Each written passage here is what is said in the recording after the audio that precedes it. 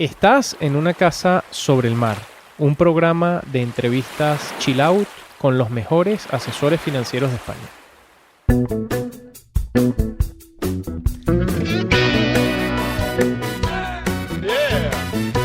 Hola a todos, bienvenidos a un programa más del podcast Una Casa sobre el Mar, patrocinado por Lombia Capital. Una Casa sobre el Mar es un programa con el que viajamos por todos los rincones de España para conocer a sus mejores asesores financieros. Nos van a contar muchas cosas de su trabajo, pero también de esa forma más personal y menos visible que hay detrás de todo gran profesional. Nosotros somos Francisco Rodríguez e Iván Díez. Gracias de nuevo a todos por acompañarnos una vez más y empezamos.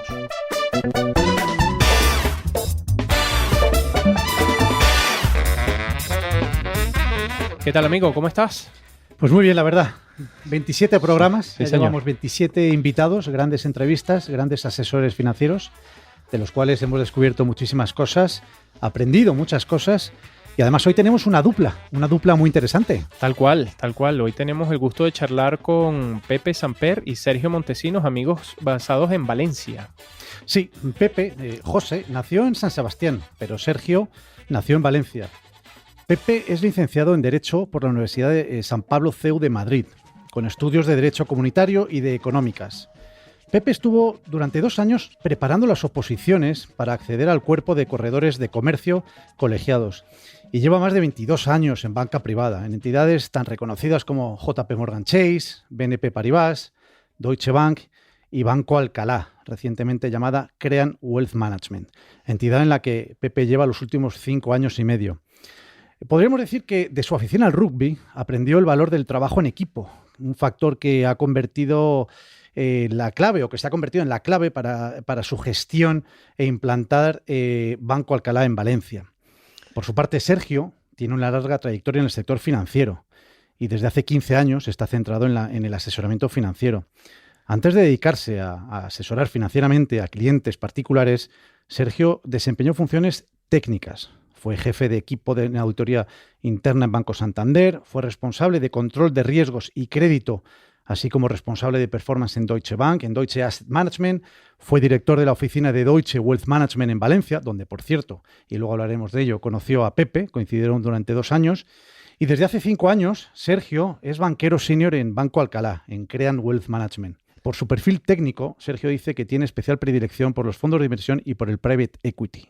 Bienvenidos, Pepe y Sergio, a nuestro programa una vez más. Muchas gracias, Francisco. Oye, Pepe, Sergio, nosotros hemos preparado aquí algunas cosas de las cuales queremos comentar esta tarde. Ahí estamos en un momento donde la actualidad requiere también tocar temas más de nuestro día a día, pero empezamos con una pequeña pregunta que os queríamos comentar. Nosotros, cuando estábamos preparando el programa, Pepe, que hablábamos por teléfono para coordinar esta entrevista, más que compañeros, sois partners y tú y Sergio lideráis una de las oficinas más importantes de Crean Wealth Management en España, como es la oficina de Valencia, ¿no? Y tú, Pepe, con responsabilidad sobre, además, todo el Levante. ¿Por qué sois buenos como equipo? ¿Hay alguna particularidad que nos queráis contar acerca de cómo gestionar las relaciones con vuestros clientes? Eso nos interesa mucho entenderlo.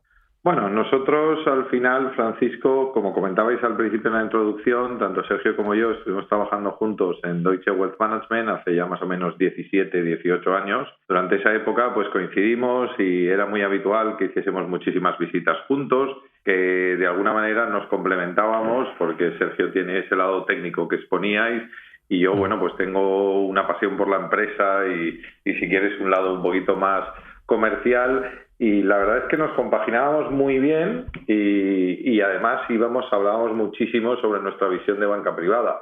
Hace exactamente 6 años es cuando, y estando en entidades diferentes, yo seguía en Deutsche y Sergio estaba en Santander, pues empezamos a hablar un poco de iniciar este proyecto, ¿no? Y de abrir esta oficina pensando precisamente en implantar un poco nuestra visión de banca privada, que Crean Wealth Management nos lo permitía, y además con la idea un poco de adaptarnos a la situación actual, que había cambiado muchísimo y donde los bancos grandes, por economía de escala y por regulación, pues cada vez tienen los centros de decisión más arriba y con más lejanía del cliente, Y nosotros, pues, oye, pensamos, y esa ha sido la realidad, que podíamos acercarnos más al cliente. Ese es si quieres, nuestro secreto, ¿no? Que al final, pues, nos acercamos al cliente no tanto con una oferta que presentarle, sino simple y llanamente con una experiencia, en mi caso de 22 años, como comentabas, y en el caso de Sergio, de unos 25 aproximadamente, para escucharle, ver cuál es su situación e intentar ayudarle, sin tener ningún guión preestablecido. Pero qué importante eso que dices, Pepe, porque efectivamente la cercanía, pero no la cercanía para producto, sino la cercanía para hacer de psicólogos, porque al final tenéis que hacer de psicólogos de vuestros clientes y esa lejanía que percibíais de entidades financieras, pues cuando estás muy lejos del cliente, pues es muy difícil entender y llevar a cabo esa labor de formación y de psicología, ¿no? Yo creo que es importantísimo eso. Sí, bueno, la verdad es que, fíjate, nosotros, nuestra oferta de valor se fundamenta fundamentalmente en tener una relación de proximidad con nuestros clientes. Evidentemente, las bancas privadas, vosotros tenéis una relación estrecha con las bancas privadas, con los distintos asesores, y al final, todo se fundamenta en 4 o 5 tipos de productos y en ver quién ofrece el mejor servicio, o por lo menos dice que ofrece el mejor servicio. Nosotros lo que ponemos encima de la mesa, y es claramente diferencial, y eso es cierto, y se lo puedes preguntar a nuestros clientes, es precisamente eso, ¿no? Es esa oferta de proximidad, esa capacidad, ¿vale?, de poder estar con ellos en todo momento y en cualquier momento. Y eso yo creo que es lo que nos diferencia fundamentalmente. Para nosotros, al final, el producto y el servicio no son más que meras herramientas para llegar a un objetivo final, ¿vale? Y es la satisfacción del cliente en un mundo tan complejo, ¿vale?, como es conseguir que los clientes ganen dinero, ¿vale?, y además estén satisfechos con eso. Sí, no, esa era una de las preguntas que venía, ¿no?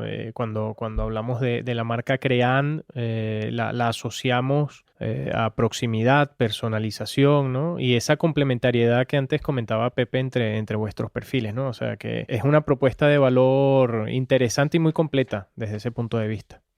Pepe, Sergio, ambos tenéis una amplísima trayectoria en la industria y habéis pasado, además, antes lo comentaba Iván en vuestra introducción, por entidades con perfil muy variados también.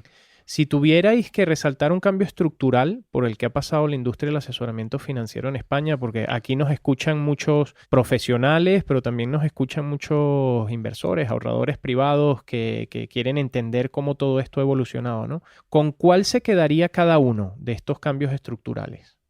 Bueno, en mi caso, soy Pepe, pues sobre todo con el tema de la llegada de MiFID, ¿no? Al final, la transparencia que ha aportado a la industria, la claridad, ahí esto yo lo veo más como una ventaja que como una desventaja. No hay prácticamente negocio donde se haga un look-through, perdonar el anglicismo, es decir, donde se explique al cliente lo que va a pagar. Esto, imaginaros lo que sería poder ir a comprar un coche y que te desglosasen la comisión que se está llevando el concesionario, ir a comprar un teléfono y que te desglosasen la comisión que está percibiendo, digamos, el retailer, ¿no? Pues en este caso, gracias a MiFID, pues en banca privada el cliente sabe en todo momento lo que está pagando. Aquí esto ha supuesto un cambio estructural porque aquellos que hemos trabajado históricamente en banca privada de grandes patrimonios y ya con unos márgenes contenidos y acostumbrados a ser transparentes con el cliente, pues la verdad es que no solo no hemos experimentado una bajada de ingresos, sino que diría que incluso hemos podido aumentarlo porque al final los clientes han ido demandando más esta transparencia y como nosotros siempre la hemos practicado, pues nos ha ayudado muchísimo. Esto para mí ha sido el cambio estructural fundamental, que también ha hecho que las grandes entidades, pues debido a las economías de escala y al control de costes, pues como estamos viendo recientemente, pues se vayan retirando de mercados que piensan que no les son rentables. España ha sido siempre y será así el país más competitivo en cuanto a los costes, donde el cliente es muy demanding y exige tener unos costes contenidos, y la realidad es que como nosotros ya desde el principio estábamos acostumbrados en estas entidades que comentabas a implementarlo, pues Claro. esto, al verlo generalizarse, pues nos ha venido muy bien. Pero, Sergio, perdóname, a ver si me puedes ayudar tú, porque es cierto lo que dice Pepe, uno de los cambios estructurales es la entrada de MiFID, eso está clarísimo, para dar más transparencia en la industria, para dar más protección al inversor, pero ¿cómo te pones delante de un cliente, Sergio, y le das una cantidad de papeles ingente con test de idoneidad, test de conveniencia? ¿No le generas más miedo al inversor cuando tiene que firmar toda esa serie de papeles precisamente para protegerle? ¿Cómo gestionáis eso de cara a un cliente?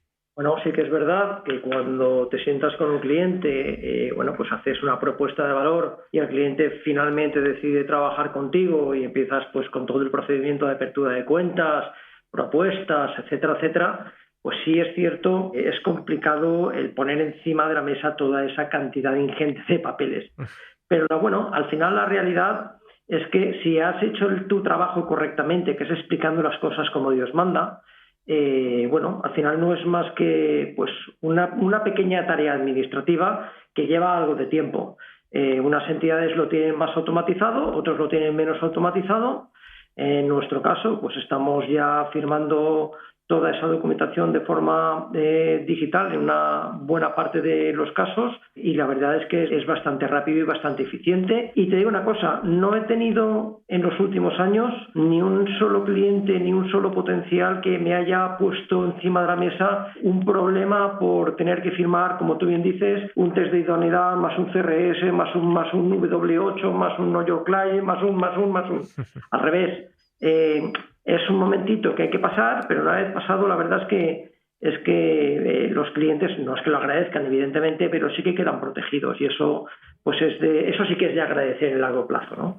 Pues os felicitamos, la verdad. Eso muestra que efectivamente el cliente al final confía muchísimo en vosotros y que hacéis un trabajo previo importante para explicarles lo que van a firmar. Así que, insisto, os felicitamos. Por cierto, Sergio, continúo contigo. Hemos visto en vuestros currículums, y además lo habéis comentado, lo ha comentado Pepe antes y yo en mi introducción, habéis coincidido 2 años en Deutsche. La pregunta va por otro lado, es volviendo a los orígenes de todo esto. ¿Por qué arrancasteis en nuestra industria, en el sector financiero, pues asesorando a clientes? ¿Cómo nace ese gusanillo por asesorar de manera profesional? En mi caso, yo creo que fue coincidencia. Coincidencia, básicamente, yo terminé un MBA en el Instituto de Empresa y por razones cosas que ocurren en la vida, pues recalé en Banco Santander, además en un área puramente técnica, ¿no? Y puramente opaca al cliente, que es auditoría, ¿no? Auditoría, pero un poco distinta, ¿no?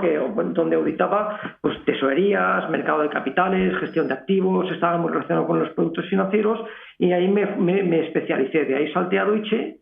Y cuando salté de Deutsche a DWS, pues yo tenía mucha relación con el área de Wealth Management, porque, entre otras cosas, nuestra gestora lo que llevaba era las SICAPs de Wealth, ¿de acuerdo? Entonces, yo tenía muy buena relación y en hubo un momento determinado en el que me propusieron incorporarme. Y la verdad es que lo vi como algo muy interesante, ¿eh? Ver cómo tu carrera puede pasar desde la parte más técnica hacia la parte comercial, pues con todo ese bagaje, ¿no?, que eres capaz de adquirir, pues estudiando mucho primero, pues la verdad es que me atraía mucho y tomé esa decisión. Podía haber decidido derivar mi carrera hacia la parte técnica quedándome en otra gestora o pasando a cualquier otra entidad, entrando en el área de negocio, pero desde el área de front office, etcétera. Podía haber hecho otras muchas cosas, pero al final, y fue porque pues me lo propusieron, lo estudié, lo valoré y me pareció muy interesante, decidí ir hacia la parte comercial. Y la verdad es que te digo que después de muchos años no me arrepiento en absoluto y creo que ha sido la decisión correcta. ¿Y tú, Pepe, como un jugador de rugby, le entra el gusanillo para asesorar financieramente a clientes? Bueno, yo, si queréis, os cuento un poco una historia porque esto tiene una serie de connotaciones familiares, ¿vale? No es fácil. Mi padre era agente cambio y bolsa, aparte de corredor de comercio. Mi abuelo también lo había sido. Y entonces, pues ya en el despacho de mi abuelo había como un pequeño corro. Mi padre luego estuvo de presidente de la Bolsa de Valencia y en la CNMV cuando yo estaba en Madrid estudiando, y entonces pues habitualmente a la Bolsa de Madrid, todo eso pues he ido muchísimo. Entonces esto es una cosa que tenía metida, que además él tuvo participación en una agencia de valores y bolsa, Canopy Samper, que ya desapareció, y que, bueno, pues yo algunos veranos pues me pasaba por ahí por la mesa de operaciones, entonces vendían bonos de estos emergentes y cosas del estilo, ¿no? La verdad es que a mí siempre me había gustado mucho, sobre todo por la relación que tenía con el seguimiento de la actualidad, es decir, el ver un poco que entonces no había internet, la CNN, que teníamos en casa, porque mi padre era un apasionado de seguir las noticias internacionales, y con una de esas parabólicas antiquísimas, y ver luego cómo tenía su efecto un poco en los mercados financieros. Y aunque yo estudié Derecho, y como decía, con alguna parte de Derecho comunitario, bueno, era plan nuevo, podía escoger optativas, y también con algo de económicas, la realidad es que fue más porque el derecho como base siempre me pareció, y por recomendación de mi padre, que era una de las cosas mejores que hay.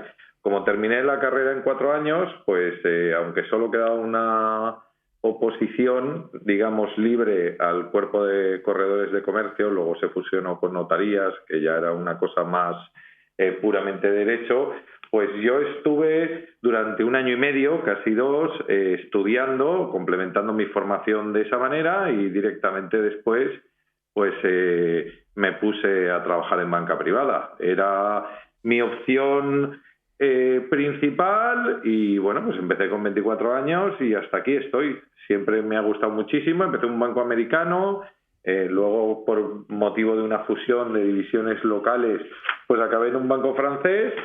Y realmente pues solo me he cambiado 2 veces de trabajo, una a Deutsche, que es donde hice mi carrera principal, y luego pues finalmente aquí donde estoy con Sergio y donde espero jubilarme, aunque queda mucho para eso. Exacto. O sea, que digamos que esto es una pasión que siempre he tenido. A mí me encanta mi trabajo, me lo paso súper bien, y bueno, ya sabéis que el que disfruta de su trabajo, pues al final lo acaba haciendo bien, ¿no? Porque es un privilegiado, es donde más horas pasas, y bueno, un trabajo muy cambiante, como vosotros 2 sabéis, que estáis en mercados, y donde te tienes que adaptar constantemente a las noticias que vienen, y eso pues también hace que sea un trabajo del que te enamoras rápido, porque no solo es dinámico, sino que las alegrías pasan rápidas, pero las penas también. Perfecto, Pepe. Oye, pues qué manera de resumir 25 años de experiencia, Sergio, en 2 minutos, más de 22, Pepe, en otros 2 minutos, ¿no? Se dice rápido, pero tenéis una historia detrás súper interesante ambos, ¿no? Y se nota, cuando Pepe, cuando hablas de pasión, se nota que al final, oye, nosotros que os conocemos desde hace tiempo, ir a Valencia y veros es siempre también un placer, porque sabemos lo que habéis conseguido, a dónde habéis llevado la oficina, y la tremenda admiración de muchos profesionales por vosotros en la industria. Hablabas, Pepe, también de mercados, diste en ese clavo, y nosotros queríamos en este cuestionario también incluir una pregunta de actualidad, porque es inevitable en momentos como los que estamos viviendo, no solamente de mayor volatilidad, sino ya de luego de incertidumbres geopolíticas, ¿no? Ha traído mucho ruido al mercado. Como sabéis, nosotros en Lombia Capital, la gestora que patrocina Una Casa sobre el Mar, somos inversores en compañías que dependen muy poco de factores macroeconómicos o exógenos a su propio modelo de negocio, ¿no? Para hacerlo bien en el largo plazo. Pero en días como estos, donde hay mucho ruido, ¿cómo trasladáis esa importancia al inversor, ¿no? Esa importancia de centrarse en los fundamentales, de centrarse en el medio, largo plazo, porque al final nosotros siempre decimos que los mercados son ineficientes en el corto plazo y terminan poniendo en valor a los buenos modelos de negocios en el largo plazo, ¿no? Me imagino que es un reto diario, pero que ahora se acentúa incluso más, ¿no? Bueno, empezando antes que nada, oye, porque es una pena lo que está pasando, ¿no? Y la animalada de que alguien invada un país o sin tener ningún sentido y sin ningún respeto al derecho internacional, y el drama que hay, pues estas volatilidades, ¿no? que hemos sufrido a lo largo de nuestra carrera, yo te diría que cada 18 o 24 meses se repiten por una razón exógena, ¿vale? Y solo hay que recordar lo que nos pasó entre marzo y abril del 2020, cuando todo el mundo estaba encerrado y la gente estaba descansando en sus casas. Aquellos que nos dedicamos a los mercados financieros teníamos más trabajo y además más presión por adivinar qué es lo que estaba pasando, ¿no? Al final uno, pues con la experiencia de haber vivido Brexit, de haber vivido los escándalos corporativos del año 2002 o las elecciones de Trump, cosas totalmente inesperadas, ¿no? Pues lo que intentas es razonar con el cliente para que entienda que al final el subyacente es economía real y que a largo plazo las cosas tienden a ir mejor y que los fundamentales suelen estar por encima de los sentimientos, porque no debemos olvidar que lo que forma los precios en el mercado son los sentimientos que tiene la gente compradora o vendedora en ese momento, ¿no?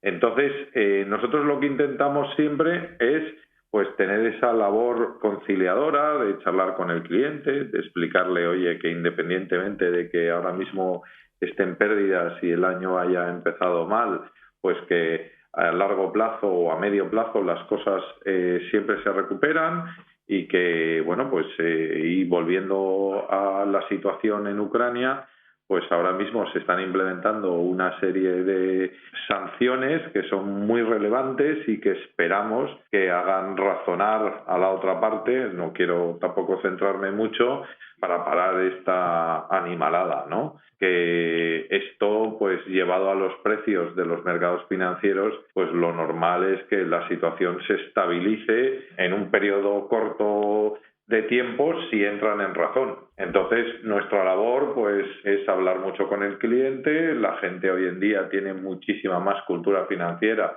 y, por supuesto, más acceso a la información de lo que pasaba hace 10 años y entiende perfectamente cuál es el efecto de acontecimientos exógenos adversos que tiene pues no solo sobre la economía, sino sobre la formación de los precios. Al final, en épocas de volatilidad, pues hay que hablar todavía más con el cliente y hay que explicar todavía más las cosas, pero con tranquilidad, sabiendo que se suelen superar.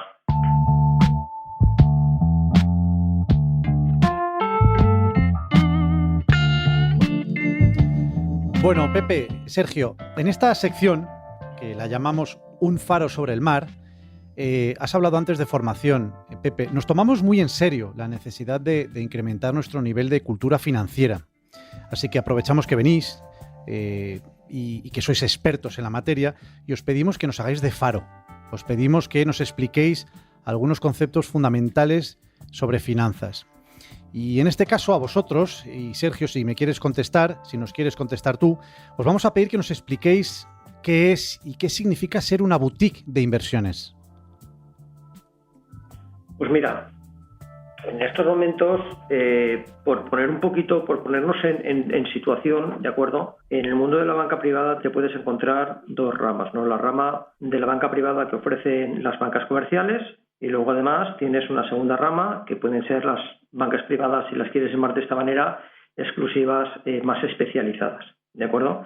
Dentro de esas bancas privadas más especializadas podríamos encontrar entidades muy concretas, de tamaño algo más reducido, con una orientación, como hablábamos antes, siempre al cliente. La relación va a ser siempre un win-win, es decir, el cliente tiene que salir beneficiado y evidentemente la empresa o esa compañía también tiene que salir beneficiada, pero los servicios son servicios muy a medida, pero además de una manera en la que el cliente no se sienta engañado en el sentido de que no tenga una serie de productos de escaso valor añadido pensando que tienen los mejores productos del mundo, sino que seamos capaces, o que esa entidad, ¿vale?, de forma absolutamente aséptica, sea capaz de bien o diseñar o bien elegir aquellos productos que se pueden considerar o que se podrían considerar los mejores en cada una de sus categorías. Una boutique, al final, básicamente lo que hace es eso, es decir, elegir los mejores productos, utilizar los mejores servicios para obtener los mejores resultados posibles, potenciales para su cliente. Y además haciéndolo de una manera absolutamente independiente y con una claridad total y absoluta en la relación con el cliente. Es decir, con unos costes perfectamente definidos, en los que no hay ningún tipo de ocultación, ¿vale?, de intereses económicos por parte de esa entidad. Entonces, básicamente eso es una boutique, ¿de acuerdo? Al final es un sitio en el que tú puedes llegar y, como es una boutique de ropa, tienes los mejores productos, ¿de acuerdo?, perfectamente identificados. Identificados, no estarán colgados en los percheros, pero sí que estarán perfectamente a disposición de los clientes. Y evidentemente, pues con un servicio de alguien que en este caso sería Pepe o sería yo, o cualquiera de los banqueros que pudiese estar en esa boutique, ofertando y orientando a esos clientes de manera que puedan conseguir los objetivos que se hayan podido acordar previamente. Yo, por añadir un poco a lo que decía Sergio, al final una boutique no es más que una casa donde se escucha al cliente, se le hacen una serie de preguntas para intentar llegar a entender cuál es su situación real y cuál es su perspectiva o sus intenciones o, digamos, sus sueños a futuro, y nosotros lo que intentamos es adaptarnos, incluso buscar aquello que en un determinado momento le pueda encajar. Nosotros digamos que lo que hacemos es escuchar al cliente y a partir de ahí pues intentar buscar lo que necesita. Claro, yo añadiría que fíjate que no todos los clientes casan en una boutique, y el servicio de las boutiques hay veces que no son bien recibidos, pero no por nada, sino porque son unos servicios, si lo quieres ver de esta manera, más especializados, y por tanto tienen que ser clientes que estén abiertos a escuchar, es decir, que estén abiertos a entender y a comprender lo que se les está diciendo. Y si no lo comprenden, que estén abiertos a obtener una formación determinada, que eso está muy ligado también a todo lo que estamos hablando, ¿no?, que les permita al final pues tomar la decisión de si ese es el formato y ese es el modelo que les cuadra o no les cuadra. Ya te digo, para mí es uno de los modelos más interesantes y con más desarrollo futuro, ya no en la banca española, sino en la banca internacional, sobre todo cuando vamos hacia modelos de digitalización en el que el estar con un cliente y poder darle un servicio absolutamente a medida y de forma personalizada cada vez más va a tener más valor.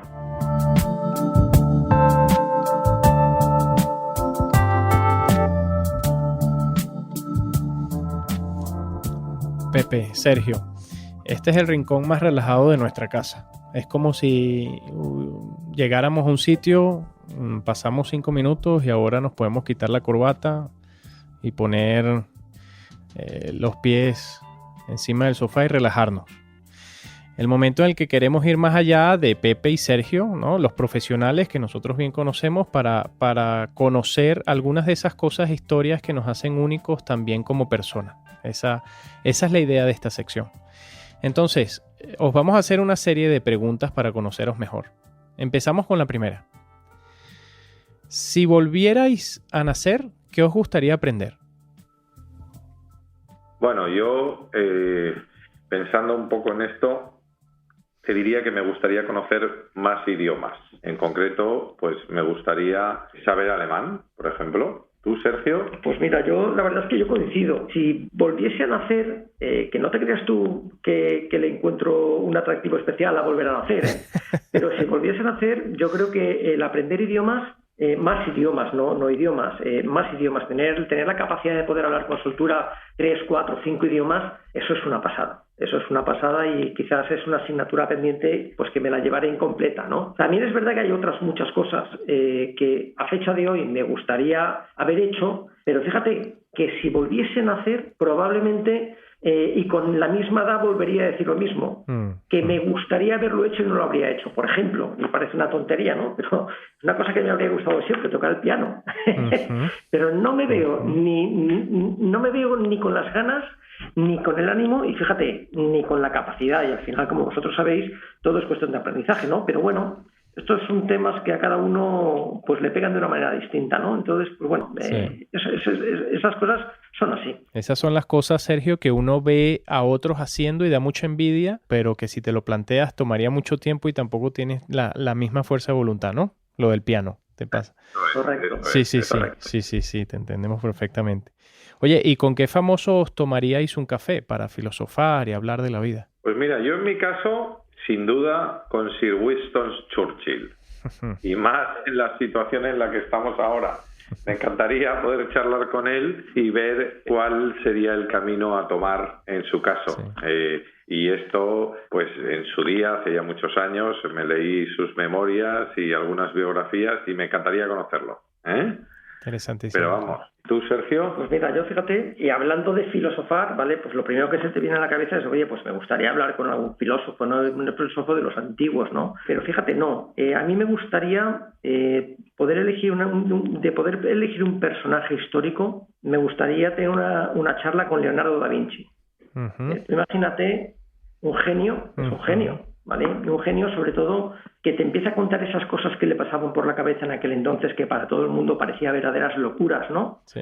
Pero poder hablar con él sabiendo que todo eso, o muchas de esas cosas, se han hecho realidad, se han producido, y hay otras muchas que han sido la base de desarrollos importantísimos, ¿no? Y de logros importantísimos. Entonces, tendría que ser, podría ser algo bestial. Muy bien. Sí. ¿Qué es lo que más echáis de menos de vuestra infancia? Pues bueno, mira, aunque parezca un poco raro, pero pensando un poco, yo te diría que la velocidad, es decir, la rapidez con la que pasaban las cosas, sobre todo los malos momentos. Cómo te enfadabas si se te iba y no tenía poso, cómo te caías y bueno, enseguida se te pasaba, ¿no? Sí. El tener en cuenta la verdadera importancia de las cosas, porque a veces aquí, pues de mayores, ¿no? En la edad de adultos, pues uno tiende a darle demasiada importancia a algunas cosas y parece que se eterniza, Entonces me encantaría volver a tener esa simplicidad y poder olvidarme con rapidez de las cosas.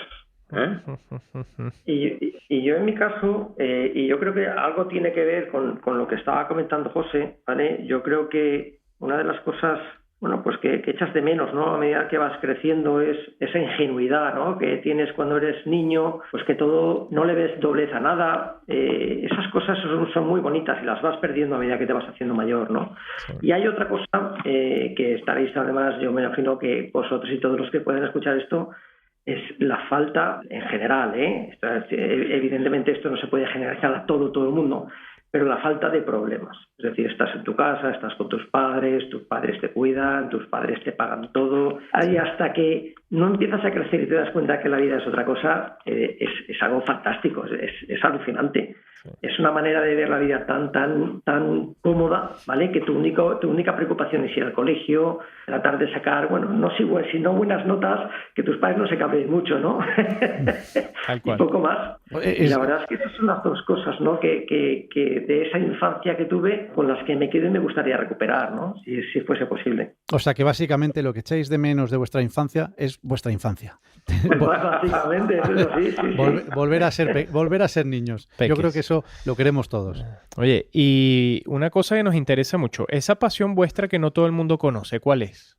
En mi caso te diría que la historia, el link un poco con lo que hemos estado comentando antes, por ejemplo, de Churchill. A mí de siempre me ha gustado leer biografías.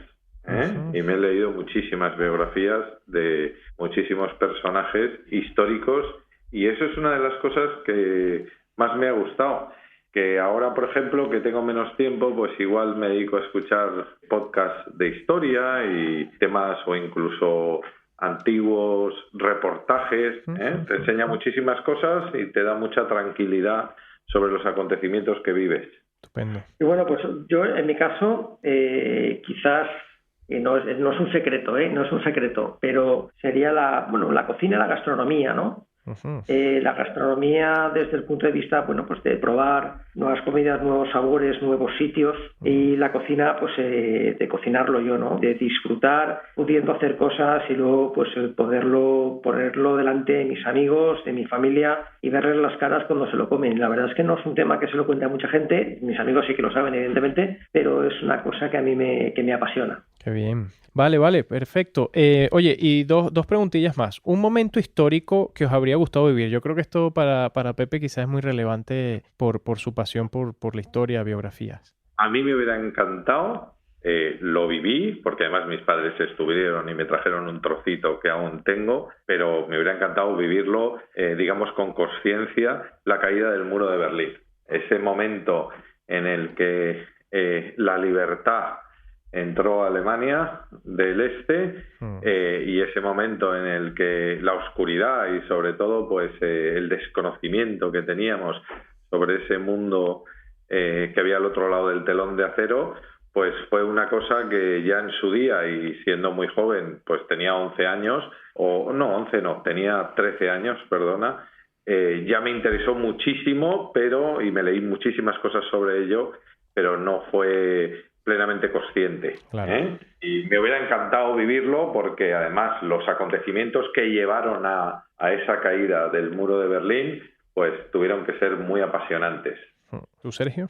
Pues mira, yo por mi parte, más que un momento, yo te diría que es una época, ¿vale? Es una época, además una época bastante amplia de nuestra historia, que además de verla me gustaría ver la vista de pájaros. No sé yo si me atrevería a bajar al suelo, ¿vale? Pero sería toda la época de la Reconquista, ¿eh? La Reconquista, que eso va desde el 722, que eso es la batalla de Covadonga, ¿vale? Hasta 1492, en el que se conquista Granada, el reino de Granada, ¿de acuerdo? De los omeyas. Yo creo que esa es una época espectacular de España en la que se fragua el concepto de la marca hispánica, en el que empezamos a tener, una imagen de lo que puede ser la España que viene siglos después. Y además que 1492 también coincide con el descubrimiento de América, que da paso a otra nueva época de oro de España, ¿no? Pero yo te diría que esa época en la que te encuentras durante 200, 300 años con cruzados en España, luchando contra los árabes, tiene que haber sido algo impresionante, algo para a vista de pájaro poderlo estudiar con calma, ¿no? Sin duda. Tiene que haber sido uno muy duro, por supuesto, porque fragua los caracteres que muchos de nosotros podemos decir que tenemos en estos momentos, pero además una historia que yo diría que pocos países pueden decir que tienen ahora mismo. Oye, gracias por compartirlo con nosotros. Ahora, y por acabar, ¿dónde construiríais cada uno una casa sobre el mar? Yo en el norte de Ibiza. En la Punta de los Gatos, por ejemplo, es un sitio que me encanta, esos acantilados, esa tranquilidad que hay, totalmente despoblado, y todo lleno de pinos, que ya sabéis que las pitiusas, que es como llamaban los griegos tanto a Ibiza como Formentera, porque estaban todas llenas de pinos, pues allí en el norte todavía hay acantilados y acantilados llenos de pinos. Ese es un sitio magnífico para en un momento dado tener una casa sobre el mar, una cosa que aunque técnicamente sería imposible, porque es el norte y te baten las tormentas, pero que tenerla en verano sería un placer. Pues mira, yo voy a llevaros la contraria. No sería una casa sobre el mar. Al final, a mí el mar me gusta, la playa me gusta, pero no es lo que más me gusta. A mí me gusta mucho el mundo cinegético. Y te diría que a mí me encantaría poder tener una casita en una finca, pues ¿dónde? Pues en Toledo, Ciudad Real, Guadalajara, en Jaén, pues poder estar rodeado de naturaleza, con animales, perdices, codornices, conejos, jabalíes, venados. Es lo que a mí realmente me llena. Entonces, hay gente que le gusta la brisa del mar y a mí pues me gusta ese frío y ese olor a jara por la mañana, que es espectacular. Oye, ya entendemos la complementariedad de la que hablaban al principio, ¿eh? Qué gran equipo este. Gracias, Sergio. Gracias, Pepe. Uno es una casa sobre el mar y otro una casa sobre la montaña. Sí.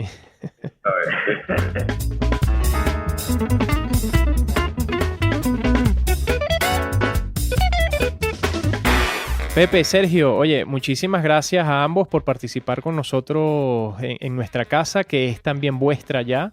Ha sido un placer compartir estos momentos, con los dos y haceros miembros de nuestra casa, de la que ya llevamos, como decíamos al principio, 27 programas y que seguimos creciendo. Os repetimos, formáis parte de nuestra casa y queda así abierto para ustedes ya a partir de este momento y para siempre. Oye, pues muchísimas gracias, ha sido divertidísimo, nos lo hemos pasado muy bien y la verdad que muchas gracias por el tiempo que nos habéis dedicado y encantados de seguir escuchando este podcast. La verdad es que sí, muchísimas gracias. Ha sido pues un rato súper entretenido y divertido y bueno, pues estamos en contacto. Claro que sí, muchísimas gracias. Ha sido un placer para nosotros, que ya os conocíamos, pero estamos convencidos que habrá sido un placer para los oyentes, porque como sabéis, ya ha dicho Francisco, nos escuchan afortunadamente muchísimos profesionales, muchísimos asesores, muchísimos ahorradores, inversores, así que seguro que les encantará conoceros y por supuesto apuntaros la fecha del 28 de abril. El 28 de abril tenéis que estar en Madrid con nosotros, que vamos a organizar el evento de Una Casa sobre el Mar, que va a ser fantástico. Como dicen los jóvenes, la vamos a liar parda. Así que el 28 de abril tenéis que estar aquí. Perfecto. Ya sabréis más detalles. Eso es. Gracias de nuevo, amigos. Bueno, muchísimas gracias. Hasta luego. Hasta luego. Adiós.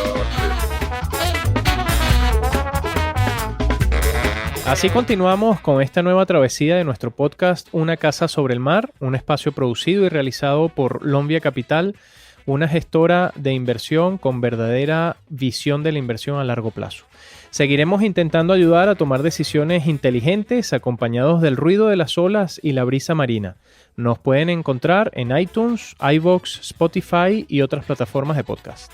Y por supuesto, si te ha gustado el programa, como siempre, suscríbete, por favor. Si te han gustado además nuestros invitados, Pepe y Sergio, les vas a poder contactar.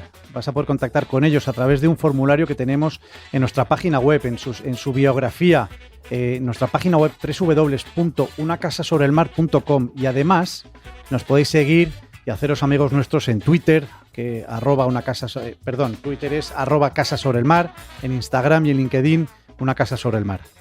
Gracias a todos nuestros oyentes y seguidores por vuestra confianza. Vosotros también formáis parte activa de esta casa.